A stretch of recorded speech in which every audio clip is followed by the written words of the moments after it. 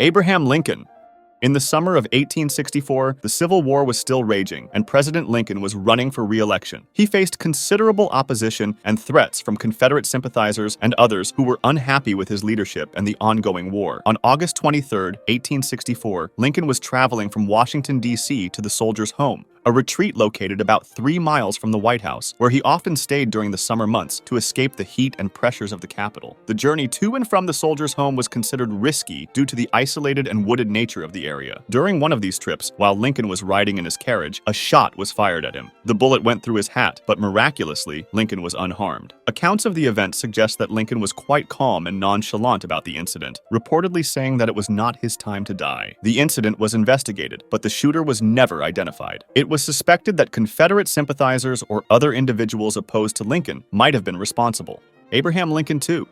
On the evening of April 14, 1865, President Abraham Lincoln was attending a play at Ford's Theater in Washington, D.C. The play was Our American Cousin, and Lincoln was in a particularly good mood, as the Civil War had just ended a few days earlier with the surrender of Confederate General Robert E. Lee. John Wilkes Booth, a famous actor and Confederate sympathizer, had been plotting against Lincoln for some time. Initially, Booth had planned to kidnap Lincoln, but after the war's conclusion, he decided to assassinate him instead. Booth and his co-conspirators planned to kill several top government officials to destabilize the Union government. Booth himself took on the task of killing Lincoln. During the play, Booth slipped into Lincoln's private box and shot him in the back of the head with a small pistol. After firing the fatal shot, Booth leapt from the box to the stage, injuring his leg in the process, and escaped the theater, shouting, "Sic semper tyrannis," which means "thus always to tyrants" in Latin. Lincoln was carried across the street to a boarding house, where doctors attended to him through the night, but his wound was mortal. He died the next morning at 7:22 a.m. on April 15,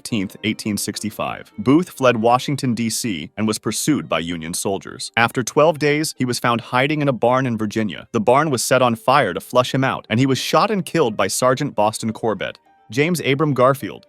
James Abram Garfield, the 20th President of the United States, was shot on July 2, 1881, by Charles Julius Guiteau. Guiteau, a mentally unstable office seeker who believed he deserved a political appointment from Garfield, had been stalking the president for weeks. On the morning of July 2nd, Garfield was at the Baltimore and Potomac Railroad Station in Washington, D.C., preparing to leave for a summer vacation. As he walked through the station with Secretary of State James Gillespie Blaine, Guiteau approached from behind and fired 2 shots. One bullet hit Garfield's arm, while the other lodged in his abdomen. Garfield was taken to the White House, where he was treated by doctors who, unfortunately, made numerous mistakes. The medical practices of the time were not aseptic, and doctors used unsterilized instruments and hands to probe Garfield's wound repeatedly, searching for the bullet, which led to severe infections. Garfield's condition worsened over the summer as he endured intense pain and high fevers. Despite various attempts to improve his health, including moving him to the seaside in New Jersey, he did not recover. After 79 days of suffering, Garfield succumbed to his injuries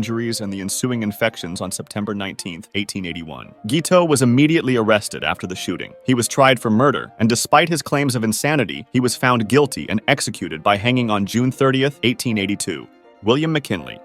On September 6, 1901, McKinley was attending the Pan American Exposition in Buffalo, New York. While at the Temple of Music, McKinley was greeting the public during a reception. Leon Czolgosz, an anarchist who believed that the government was oppressive and unjust, approached McKinley with a concealed pistol. Pretending to be in line to shake hands with the president, Czolgosz fired 2 shots at close range. One bullet grazed McKinley, while the other penetrated his abdomen. McKinley initially seemed to be recovering after being taken to the hospital. Surgeons operated on him but could not find the second bullet. Despite early signs of improvement, McKinley's condition took a turn for the worse due to gangrene and infection setting in around the wounds. On September 14, 1901, 8 days after being shot, McKinley died from his wounds, and Vice President Theodore Roosevelt was immediately sworn in as the 26th President of the United States. Leon Czolgosz was quickly apprehended at the scene of the crime. He confessed to the assassination, expressing no remorse for his actions. Czolgosz was tried and convicted of murder. He was executed in the electric chair on October 29,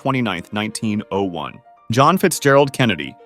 On November 22, 1963, President John Kennedy was assassinated in Dallas, Texas. He was there for a political trip to smooth over frictions in the Democratic Party before the 1964 presidential campaign. Kennedy was riding in a motorcade through Dealey Plaza with his wife Jacqueline, Texas Governor John Connally, and Connally's wife Nellie. At 12:30 p.m., as the motorcade passed the Texas School Book Depository, shots rang out. Kennedy was struck by 2 bullets, one in the back and one in the head. Governor Connally was also wounded. Kennedy was rushed to to Parkland Memorial Hospital, where doctors tried to save him. However, the wounds were fatal, and Kennedy was pronounced dead at 1 p.m. The nation was plunged into shock and mourning. Shortly after the assassination, Lee Harvey Oswald, a former Marine and defector to the Soviet Union, was arrested for the murder of a Dallas police officer, J.D. Tippit. Later, he was charged with the assassination of President Kennedy. Oswald denied the charges, claiming he was a patsy. The Warren Commission was established by President Lyndon Johnson to investigate the assassination. In 1964, it concluded that Oswald acted alone in killing Kennedy. Despite this, numerous conspiracy theories have persisted, suggesting involvement by various groups, including the Mafia, the CIA, the FBI, anti-Castro Cubans, and even elements within the US government.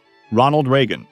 On March 30th, 1981, President Ronald Reagan was shot while leaving the Hilton Hotel in Washington, D.C. The Secret Service agents acted quickly, shoving the president to his limousine, and so only one of the bullets fired from the .22 caliber revolver hit Reagan. As the president was hit under his left armpit, his wound was only noted after he started coughing up blood. With the bullet lodged just an inch away from his heart, the president's wound was life-threatening, and Reagan would stay 12 days in the George Washington University Hospital. His shooter was John Hinckley Jr., who had developed a paranoid infatuation with then-child actress Jodie Foster after having watched the film Taxi Driver. After his attempts to contact Foster proved fruitless, Hinckley came to believe that the only way she would notice him was through the assassination of a president. Hinckley thus began to stalk President Jimmy Carter. Although he had gotten close to Carter, he changed his target to the new president shortly after his inauguration. After firing 6 bullets, Hinckley was put to the ground and was ultimately found not guilty by reason of insanity. He remained in institutional psychiatric care until 2016.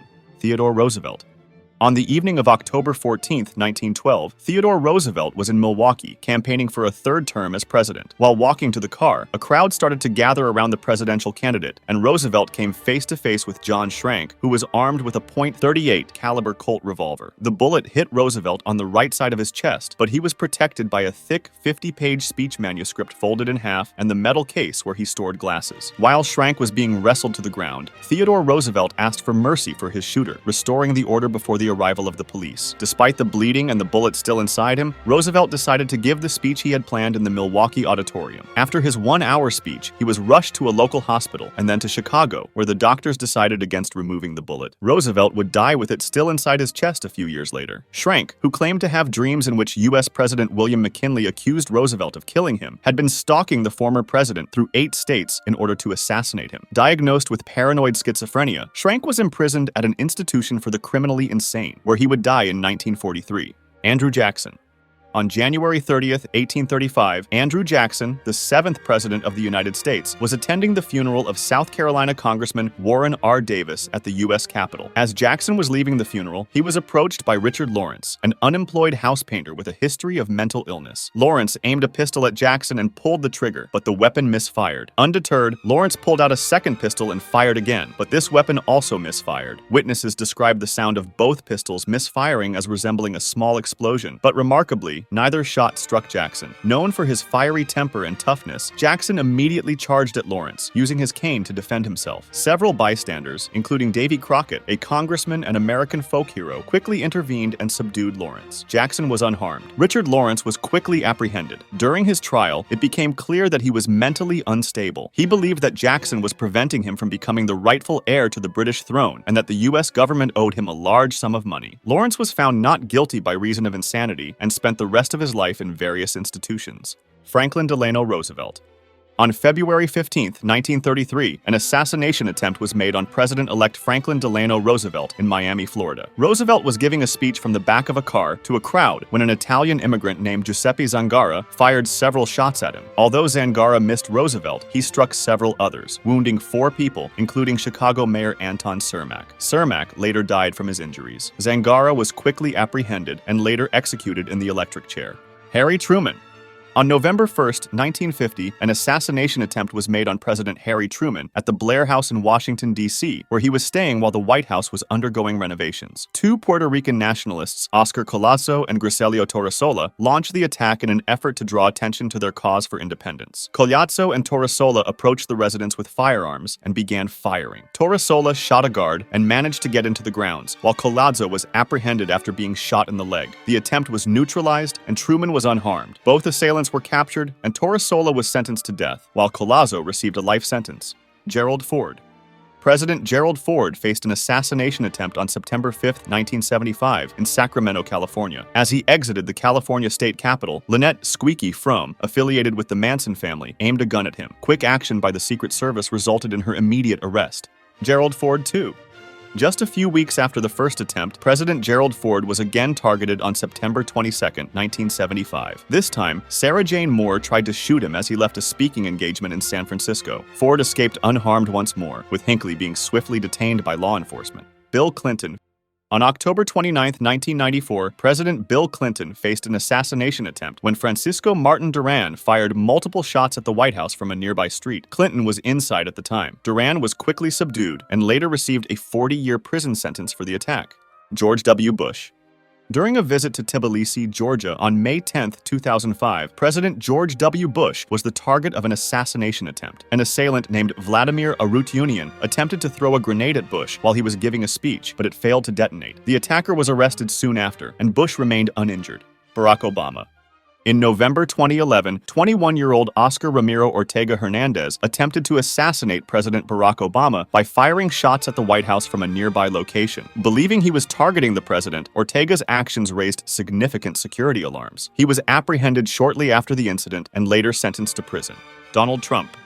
On June 16, 2016, an assassination attempt was made on then-presidential candidate Donald Trump at a rally in Las Vegas, Nevada. A British national named Michael Stephen Sanford attempted to seize a police officer's gun with the intent to shoot Trump. Sanford approached the officer under the pretense of seeking an autograph before attempting to grab the weapon. Sanford was quickly subdued by law enforcement officers on the scene, and Trump continued with his rally without incident. Sanford later admitted to the plot, stating that he had been planning the assassination for about a year and had traveled to Las Vegas specifically for this purpose. Donald Trump, too. On July 13, 2024, when presidential candidate and former President Donald Trump was at a campaign rally, he was hit on the ear by a gunshot fired by Thomas Matthew Crooks, a 20-year-old man from Pennsylvania. One civilian was also killed, while two others were critically injured. The shooter was quickly neutralized by a Secret Service agent. This was the first time a presidential candidate was injured, as well as a former president in over 40 years. If you want to discuss this video or suggest an idea for the next one, join my Discord. Link in the description.